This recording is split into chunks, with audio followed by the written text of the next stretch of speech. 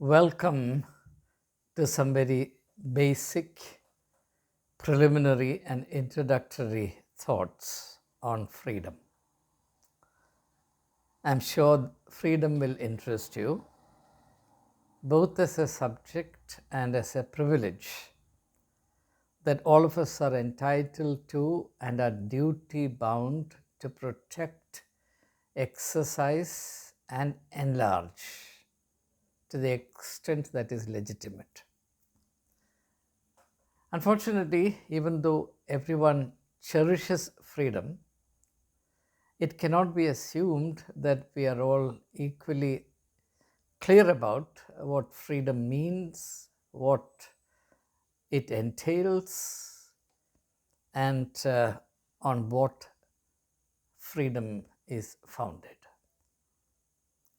Freedom is, of course, a very vast subject, and it's not possible to do justice to all aspects of it in a single video, and therefore, I'll be dealing with various aspects of this very central subject or ideal, both in politics and religion.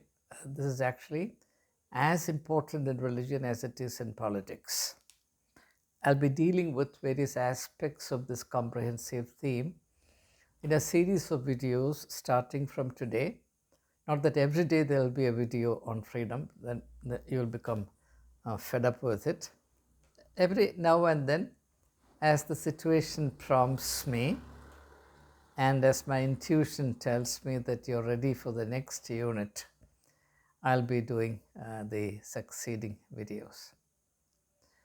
Now, today let us think of freedom as something most fundamental and of utmost importance to human beings.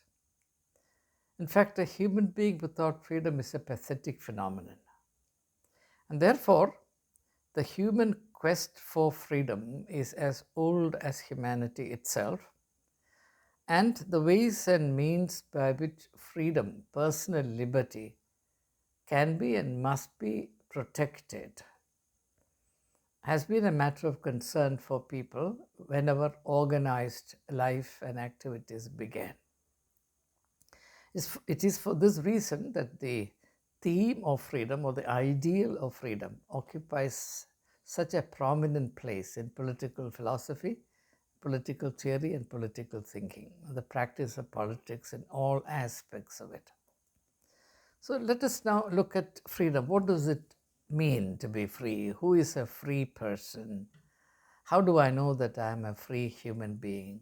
If I am free, then what? Now, as a prelude to our thinking, let me state something shocking. This is just to avoid the sin of complacency. It was Dostoevsky, the Russian novelist, who made me aware that even though, in theory, human beings are supposed to cherish freedom as one of the highest ideals, in reality, people are afraid of their freedom. In fact, the word Dostoevsky uses is torment. He says, we are tormented by our freedom. We are tormented or afflicted by our freedom. And the reason why we are so tormented, says Dostoevsky, is that freedom precipitates the idea of responsibility. Wherever there is freedom, there is responsibility. Therefore, you can't act in irresponsible ways and assume that you are free or assume that your freedom will be protected. Here I must mention a universal principle, namely, that any ideal, any value which is abused will also generate the logic and the necessity for its annulment. That is to say, if you abuse your health, you will destroy your health.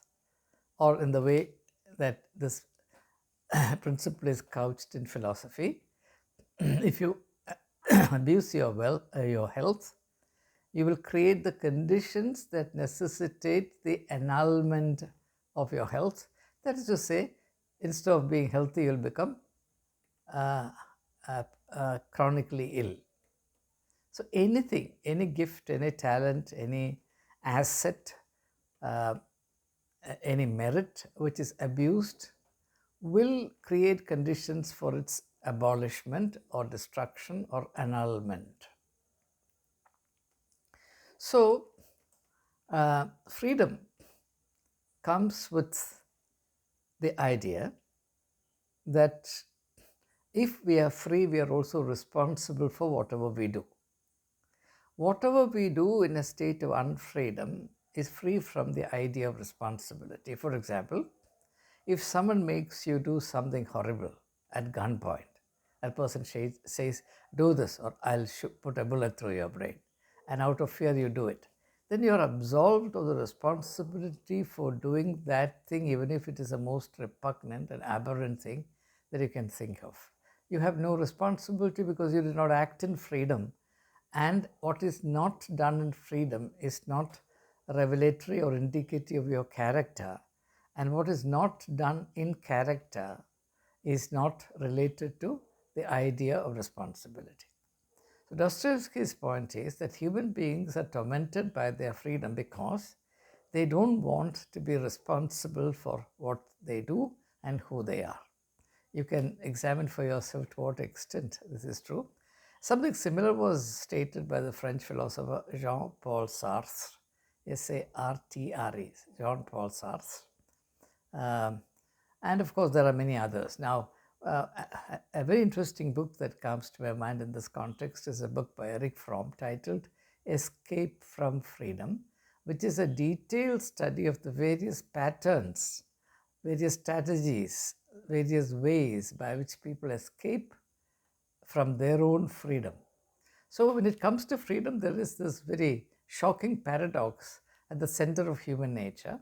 With one half of our mind, we covet freedom more than anything else.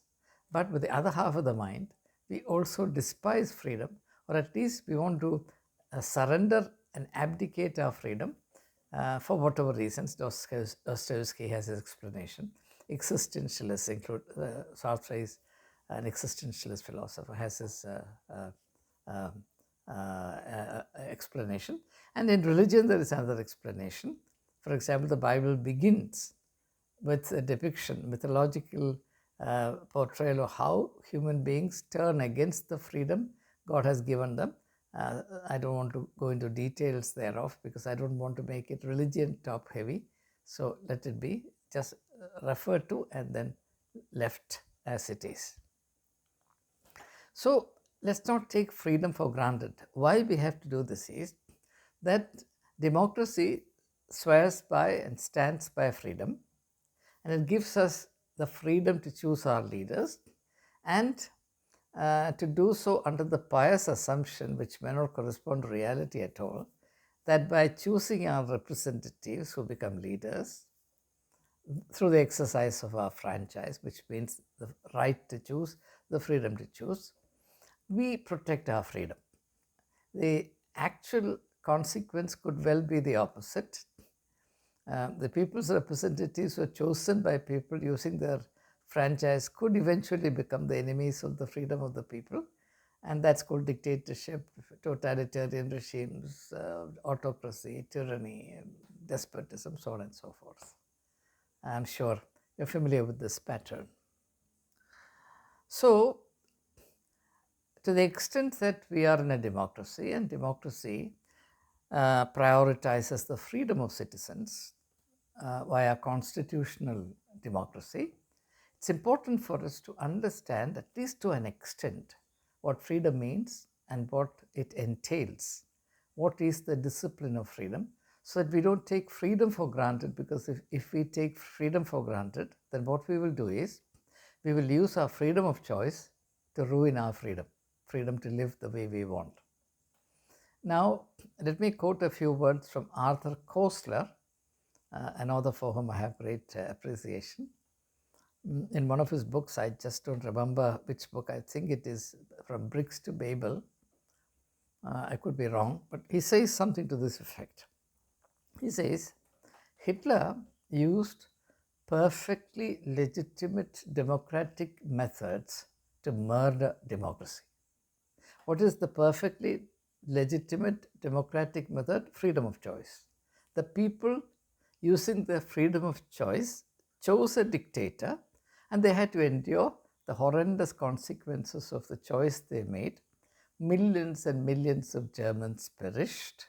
I don't want to go into details of what happened to Germans and Germany under Hitler's leadership.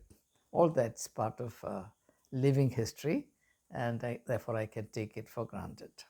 But the fact remains that we'll create enormous difficulties and tragedies for ourselves, not because we are unfree, but because we don't use our freedom properly. Therefore, it's a dangerous thing to take freedom for granted. We must become mature practitioners of the democratic privilege of being free agents of action. Because, as I said at the outset, if we abuse our freedom, we will annul our freedom. We will abrogate or ruin our freedom, and we'll slump into slavery. So this is extremely important. Now, let's ask the question, who is a free human being? I'm sure all of us are interested in this question. How do we know whether we are free or not? Now, by the way, even Immanuel Kant understands freedom to be the very essence of enlightenment. In his very famous essay, What is Enlightenment? He connects enlightenment with two things. One is human maturity and freedom. In Kant's thought, maturity and freedom are two sides of the same coin. If you are immature, if you are foolish, if you are childish, if you don't develop yourself, if you don't assume responsibility for your life, your well-being, etc., then you don't deserve freedom, and you will invite the entire superstructure of slavery upon yourself, and perhaps you then sit on the sidelines and cry that this tragedy has come upon you, whereas the fact is that you are the author of your own bondage. Now, let's now look at the central question. Who is a free human being? What does it mean to be free? Perhaps the simplest explanation I can give, I'm not attempting to give a definition. I'm not competent to form definitions, but I can certainly get you acquainted with the simple ingredients of freedom, which will do for our purpose. After all, we are not philosophers of freedom, we are only practitioners of freedom. Therefore, it will quite suffice our purpose if we know what freedom means, even if we are not armed and equipped with very sophisticated definitions of freedom, of which there are plenty. You can get them from the net, any number of them. Now, freedom means being able to choose how one wants to live and how one wishes to organize the circumstances of life, how one wants to act, with the sole condition that by choosing our way of living, thinking, speaking, acting, we cannot cause hurt or embarrassment or loss or harm to fellow human beings. That is why the old adage, old proverb says, my freedom ends where your nose begins. I'm free to swing my arm, but if I swing it in such a manner that I hit your nose and you begin to bleed from your nose, there my freedom ends. I have no right to injure you in the exercise of my freedom. I can't say I'm a free man, therefore I can do what I want. You keep out of my way if you want to be safe. That's not freedom. It's abuse of freedom, and no organized, civil, self-respecting society will grant you that kind of freedom. So now, the first thing to remember is freedom means that you are the person to decide. In other words, now let me use a technical word, you are sovereign. The word sovereign means there's no authority higher than that. You are sovereign in relation to yourself. Not yourself in terms of the involvement of other people's lives, or where you lock into the lives of others, but in relation to who you are in yourself. You are sovereign. So you can choose, you can decide for yourself what you want to eat, which religion you want to practice, which work you want to do or not do, which political party you want to vote for or support or want to oppose, which idea to accept, which idea to reject, how you should organize your personal wealth, and what values, what ideals you live by in your private life. In public life, you have to conform to certain values and ideals, or at least you cannot violate them. You cannot violate those values. Even if you don't practice them, you're not allowed to violate them, because the consequences of your violations will affect somebody negatively or harmfully. Therefore, you're not allowed to do it. So that's freedom. You are sovereign in relation to yourself, your welfare, your work, the kind of person you want to be, the kind of religion you want to practice, the kind of political culture you want to embrace, so on and so forth. Now, at this point, perhaps I need to make a reference to Aristotle.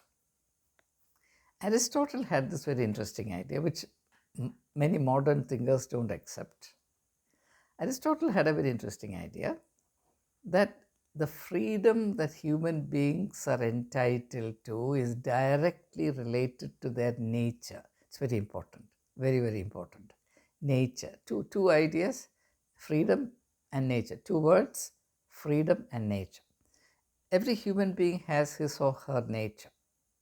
Aristotle's principle is that whether you are free or not is determined not by some external forces, either some metaphysical force from a distance or some terrestrial forces surrounding you. It's actually decided by your own nature. Therefore, in understanding freedom, the dynamics of freedom, the grammar of freedom, the exercise of freedom, the scope of freedom, the logic of freedom, we have to also engage with the question of human nature. What is our nature?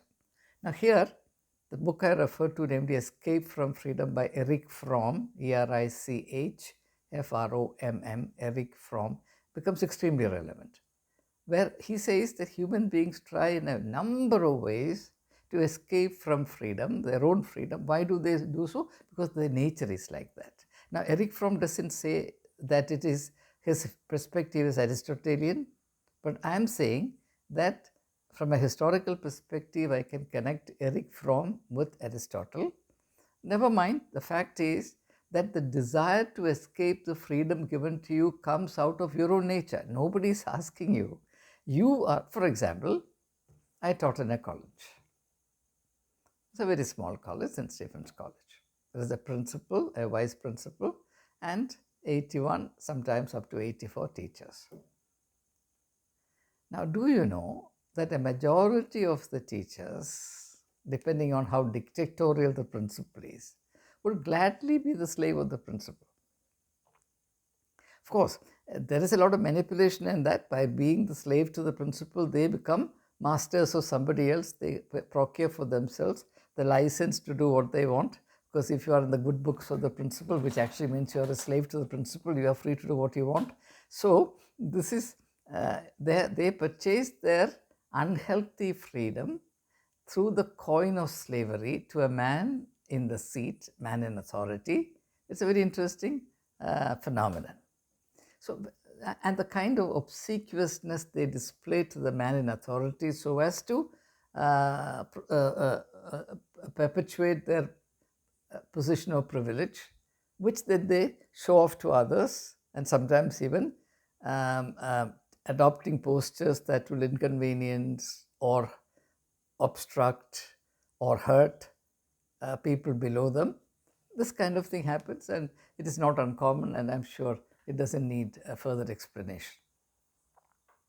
So I used to be always astonished as to how readily, without any compulsion, without any coercion, how readily people pawn or mortgage their freedom in order to gain a little advantage. It's nothing actually in a college.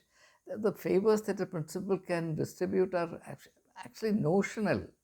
But even for these peanuts, people will compromise their freedom. From that, I have realized one thing, and that is there's a connection between freedom and human dignity. A person with even a modicum of awareness of his or her dignity will not abase himself or herself before a very small man simply because he happens to occupy a chair. The principal of a college is nothing much compared to the prime minister of the country or the president of the country or whatever. A principal of a college is nothing, laughably nothing. But even there you will see people quite happily embracing a condition of unfreedom. This has always made me think and think and think with a lot of embarrassment. So some people are servile by nature, and that's why I take Aristotle's view very seriously. So Aristotle says, look, do you want to be free? Do you want to be in freedom? Then please mind your nature. You have to become eligible for freedom by having the sort of nature that has an affinity to freedom. If your nature is akin to bondage or slavery or self-abasement, then even if you're living in a context of slavery, you will invent a context of freedom, you will invent patterns of bondage, patterns of slavery. You will never enjoy your freedom, even though the context grants you that option. You can choose to be free, but you will choose to be unfree because you believe that there is some advantage, some blessing in that particular state of willfully chosen unfreedom or bondage. Now, this is very true about interpersonal relations. Where there is no gender equality, gender parity, man-woman relationship, husband-wife relationship will always be in the state of master-slave relationship. I'm sure all of you are aware that Hegel, the German philosopher Hegel, said all of our public relationships in the public domain, particularly our relationship with the state, all political relationships, and therefore also all relationships with the religious hierarchy will be within a single mode, single type. And he says that is the master-slave model. So, relationships that you'll encounter in the political domain, in the religious context, in the workplace, in the social context, even in the domestic context, husband and wife, unless and until that society is nurtured nurtured in human equality and human dignity, will be one of master-slave relationship. So therefore you find that when human nature gets degraded in a country, in a society, when there is cultural, ethical, spiritual decline, the people as a whole incline towards unfreedom. They turn against their own freedom. And this usually expresses itself in a positive manner, and that is special adoration for the tough leader, the hard leader, the Iron Man of India, that kind of thing.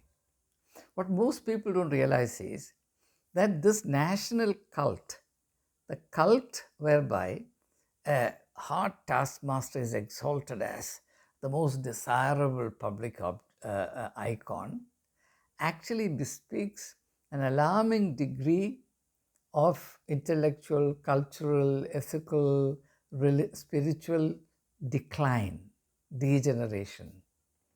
In a developed, advanced, progressive, liberal culture, citizens will not tolerate dictators. Whereas, in a society that is rotting at its core, the masses will be clamoring for what is mistaken to be a messiah figure, assuming that that person will have the assured solution to all the problems that they have, all of their problems. Remember the slogan, Modi hai to sab mumkin hai. If there is Modi, everything is possible. Now that spoke very powerfully to people. People didn't realize that they were carried away by this slogan because they had become impotent. See, why would I look for somebody else to solve my problems if I can solve my problems? Now you tell me which is more dignified.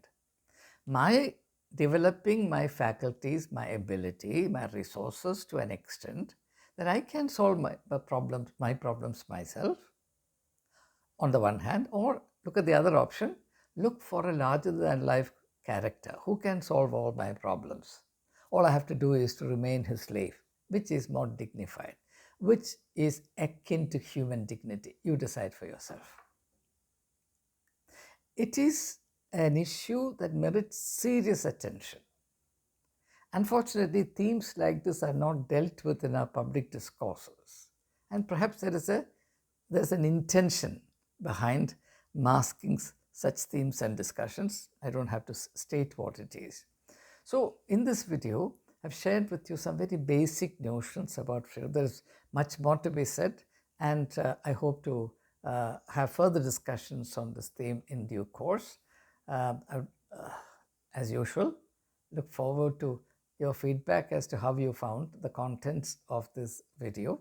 Please remember, one of the most important ideas that I have shared with you through this video is the Aristotelian idea that there is a direct connection between your freedom and your nature. And therefore, if a people, if a country, the people of a country are really interested in their freedom, they'll be also keenly interested in improving the national character and the shared culture of life. They'll be interested in ennobling the human stock by any means available, particularly education. And though education is not the only means available. If somebody wants to embrace slavery, or if a leader or a demagogue wants to degrade people from freedom to slavery, the best strategy is to work towards a cultural, ethical, spiritual degradation of the people, infecting them with all kinds of mean-minded, low, degraded tastes, activities, and delights. The kind of vituperative dialogue, the invitation to hate each other, to speak ill of everyone, and to revel in the cult of violence, vandalism, and so on and so forth. Everything that's on display. This diabolic hell broth of human degradation. That becomes the ideal climate for a whole superstructure of unfreedom or human bondage to come into being and to take total charge of the life of the people, and one aspect after another of human life will be gradually swallowed up